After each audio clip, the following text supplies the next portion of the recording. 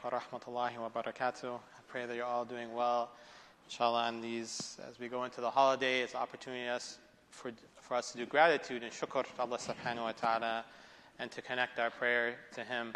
Alhamdulillah, Allah subhanahu wa ta'ala has brought us to verse 62 of Surah al-Mā'idah, and these verses, 62 and 63, speak about an important concept in Islam about speaking against the unjust, nahi anil munkar. So after A'udhu billahi min shaitanir rajim, Allah subhanahu wa ta'ala says, "You prophets see many of them rushing into sin and hostility and consuming what is unlawful. How evil is their practices. Why do their rabbis and scholars do not forbid them to speak sinfully and consume what is unlawful? How evil their deeds are."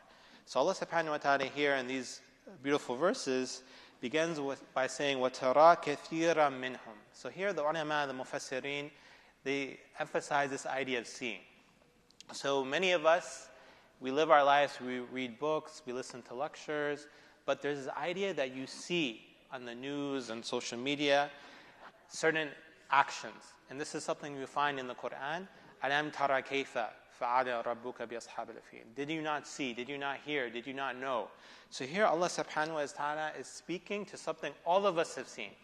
And what is this? كَثِيرًا مِّنْهُمْ. So many of them, and here most of the ulama, they say, speaking about Ahl Kitab, speaking about the Jews and the Christians, that many of them, not all of them, but many of them, يُسَارِعُونَ فِي الْإِثْمِ.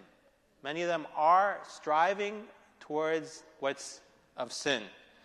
وَالْعُدْوَانِ وَأَكْلِهِمْ السُّحْتِ. And many of them are eating the bribery. So here the ulama, they focus on this idea of yusari'una. Here the word in the Quran is that from surah. Surah means to move quickly. And the majority of time, as Imam Razi, he says, this word is used for khair. Allah subhanahu wa ta'ala says, yusari'una fil khayrat.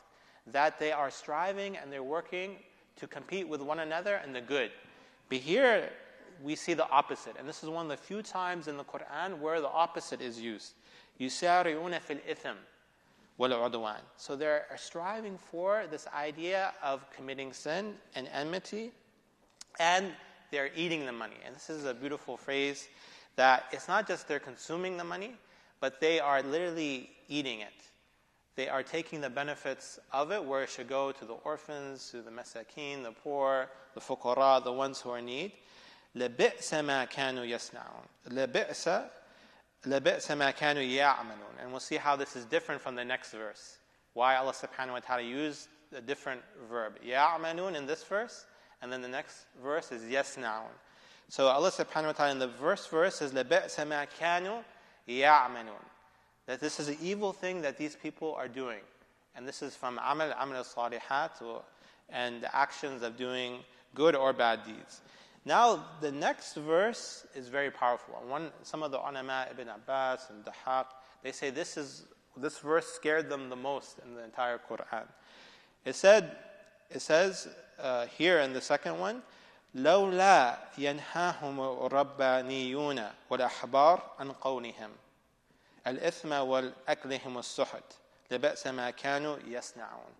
So, if it would have been better if the Rabbaniyun, the scholars among them, here many of them, they say the rabbis, wal ahbar, and also the scholars from the Christians, an qawlihim. It would have been better if the ulama, their scholars of the Ahl Kitab, said this was wrong, that you shouldn't engage in the ithm, the sin, and engaging in consuming what is unlawful, the rishwa, the bribery. لَبِئْسَ مَا كَانُوا يَصْنَعُونَ. How evil is what they do. So here, the ulama here, in particular, Imam Qurtubi, he talks about this, there is a duty for every Muslim. And this is important, that it's not this idea of nahi an munkar. It's not something only for the ulama, even though they are a moral voice. But every single one of us has this responsibility to speak on what is right and to forbid what is wrong. As Luqman alayhi salam, when he was speaking to his child, in the famous verses, he's teaching his child, and this is important, that all of us as parents, we're mu'allim. We're not simply providing for them or nurturing them or feeding them. or paying their bills. Rather, we're teaching our children how to be good Muslims. And he says, Ya bunay, aqimus salah. He tells his child, make sure you establish prayer. Then after he tells him to establish prayer, what does he say? Wa'mur bil ma'ruf. Subhanallah. He says, enjoin what is good. So it's not just about prayer. Sometimes Muslims and Muslim communities, we have to build a masjid, we have to build the musalla, we have to pray. But it's not simply about that. It's also about speaking and doing what is good in society. Wanha anil munkar, subhanallah. It's so, many of us are good. We like to tell people, do this, do that, do this. But when something wrong happens, we're silent. And this is, subhanAllah, very dangerous, that you see in certain communities, that all of them see that things are going in the wrong direction. But no one wants to say anything.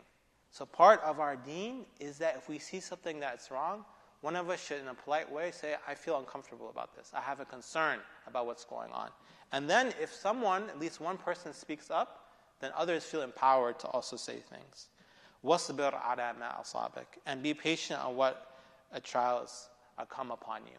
Here Imam Qurtubi, he says that وَدَلَّتِ الْآيَةِ عَلَى أَنَّ تَارَكَ النَّهِي عَنِ الْمُنْكَرِ كَالْمُرْتَكَبِ الْمُنْكَرِ. So Imam Qurtubi says that this verse indicates that that person who leads, that doesn't engage in prohibiting what is wrong, is like the person who actually did the wrong thing themselves. So if someone sees something wrong happening in their society, and they're silent, they're complicit in that action. So part of our voice in the community is not simply to enjoin what is good, to say what is right, but it's also important that we speak up when we see something wrong. And then Imam Qurtubi, he continues, فَالْآيَةُ تَوْبِيخ لِلْعُلَمَاءِ. And he says this verse is to reprimand the ulama, the scholars, فِي تَرْكِ الْأَمْرِ بِالْمَعْرُوفِ وَالنَّهْيِ عَنِ الْمُنْكَرِ. And he says that this verse is warning the ulama, the scholars, in whatever religion, that they shouldn't leave this responsibility they have to enjoin what is good and to prohibit what is wrong. And this is sometimes essential within our communities because sometimes the ulama, the scholars, that they only focus on the ibadat. You come and speak about wudu, you speak about ghusl, you speak about how do I pray, they will answer those questions. But when you ask them about society, the social justice, the dhulm that's occurring, the injustice, then they will not speak about anything. And this is a responsibility not just on the ulama, but also on the musallin, on the members of the community, that we empower our scholars, our imams, that we give them good salaries, we have them in good institutions, that they feel that they can speak on social issues, not just simply be silent. At the same time, there's the responsibility of our scholars and our teachers, that they don't just focus on the ibadat and the religious worship, but they're also focusing on things that concern young people, the youth, the women, that they speak up on social justice. Here, Imam Qurtubi, he cites two hadith. And one of the hadiths is a hadith found in Tabarani, where one of the companions, he says, بَلَغَنِي أَنَّ مَلَكًا أُمِرَ أَنْ يَخْسِفَ بِالْقَرْيَةِ. That one of the angels was commanded to go and destroy a town. And the angel, they went there to that particular town because of their evil deeds, and he went back to Allah subhanahu wa ta'ala. And the angel said, فَقَالِ يَا رَبْ فِيهَا فُلَانَ عَابِدٌ. He said, when I went to destroy this town, I found that there was a person there and worshiping, praying, and someone who is devoted to Allah subhanahu wa ta'ala. So then Allah subhanahu wa ta'ala, فَأَوْحَى اللَّهُ تَعَالَى إِلَيْهِ. Then Allah subhanahu wa ta'ala revealed to this angel, he said to him, فَابْدَهْ. For this person, start punishing this town with this person. فَإِنَّهُ لَمْ يَتَمَعَّرْ وَجْهَهُ فِي سَاعَةٍ فَقَطْ. That he was in this town, in this society, and he saw the injustices going on, but his face didn't change. He didn't do anything. He was simply silent. So this person is also responsible and complicit in the inaction. So this hadith demonstrates the importance that it's not just about the ibadah only, but it's also about speaking about the surrounding society. And then another hadith that he cites, he says, إِنَّ النَّاسَ إِذَا رَأَوْا الظَّالِمَ وَلَمْ يَأْخُذْ عَلَى يَدَيْهِ أَوْشَكَ أَنْ يَعَمَّهُمُ اللَّهُ بِإِقَابٍ مِنْ عِنْدِهِ. The hadith says that verily, that if humanity or people, if they see someone who is being oppressor and unjust, and they don't do anything, they don't move their hands to change the injustice, then there is a concern, there is a fear that Allah subhanahu wa ta'ala could spread the iqab, the adab, the penalty among those people. So we also see that there's an important in balagha. So one of the beautiful things about the Quran is that it sounds, it has a literary quality, it's beautiful to hear, but there's also certain rhetorical devices. So here the ulama, they talk about why in this verse Allah subhanahu wa ta'ala says لَبِئْسَ مَا كَانُوا يَصْنَعُونَ, when the previous verse it says لَبِئْسَ مَا كَانُوا يَعْمَلُونَ. Imam al-Razi, he says yasna is different than amal. So amal is simply doing one action, amal as-salihat, that you do one action, you pray or you give zakat. But yasna'un is that becomes a habit, mustaqirran, that becomes something that someone does on a consistent basis. So here, Allah subhanahu wa ta'ala is critiquing these scholars, these people who made it a habit, that they would not speak out against the injustice of the society, the itham, the sins that were going on, the eating, consuming of riba, the consuming of rishwa, of bribery, the stealing, all of these corruption, they were silent on. So Allah subhanahu wa ta'ala is saying that this became a habit of these ulama, that they didn't act in a proper way. So brothers and sisters in Islam, to conclude, we see that these verses are very powerful because they speak about the previous communities. And here, as we've spoken before, that many times when we read these verses, sometimes we have the potential to otherize. We say, oh, this was happened to the Ahl Kitab or the Jews and Christians. But the ulama, the scholars, say Allah subhanahu wa ta'ala is speaking about these verses so the Muslims don't commit these same sins. That we as a community should be in the yusari'una fil khayrat, that we should race with one another to do what is good. We also see that these verses are speaking about the ulama, the scholars. And the scholars have to be a moral voice in society.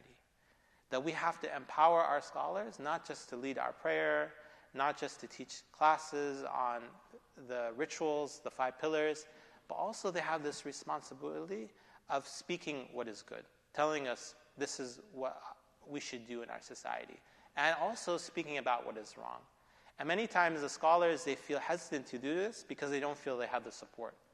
No one will come and support them. And we have a beautiful history in our community, in our society, that the ulama used to be the voice of the people. When there was injustice, when the ruler did something wrong, that they would speak up and people would even crowd and have rallies and demonstrations to support the ulama. Even some of the ulama, they would go to jail because they were challenging the social structures. So us as a community, we have to continue to support the ulama. And we have to make sure that our leaders also aren't tempted. Many times you become in a leadership position, and then the injustice, the people in society, the structures, then they start trying to slowly entice you. They get you a nice hotel, they put you on a nice airplane, they will give you a nice forum to speak, and they're slowly trying to rip away and take away your moral voice. That pretty soon, that when something bad happens in society, our scholars and our teachers, they can't say anything. So we as a Musallin, as a community, as members, we have to remind our teachers and our scholars that we want you to speak up. We want you to speak on social justice. We want you to speak when you see something wrong. And this is also essential for our youth. Many of our young people, they see what is going on in the world. They see the injustices. And one of the reasons why they're alienated from our communities and our institutions, our masajid, is because they don't see anyone talking about these issues. No one is saying this is wrong. No one is speaking up against the injustices in Palestine. No one is speaking up about what's going on in Sudan. People, the Muslim community, they want to see a moral voice. And this moral voice comes from the Quran.